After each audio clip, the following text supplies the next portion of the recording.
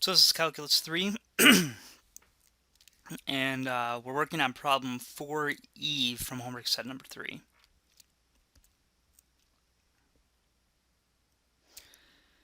The solution for this problem is that the instantaneous rate of change is 6.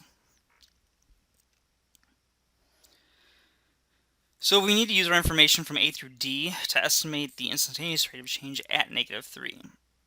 So we're looking for the slope of the tangent line at -3. Now, previously we had just drawn in a tangent line, and we had looked at what the values, or we looked at try to estimate the slope. Here what we're going to do is we're going to use our previous answers.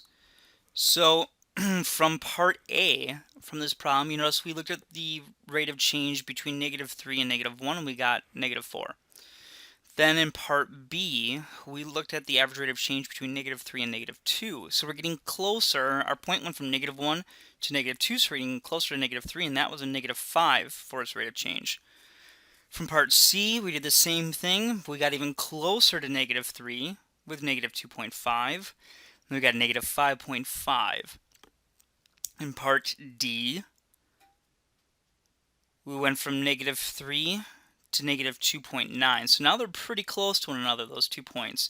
And we got a slope of -5.9. Now the question is, can you see the pattern? Now from this, it looks like it's approaching 6, but do we really know? So what we're going to do is we're going to pick a value that's even closer to -3. So we're going to grab one that's really close. And by doing that, we'll see if we can get something that's really close to -6. So the idea is you take a value that's really close to -3 and you see if you get a value that's close to -6.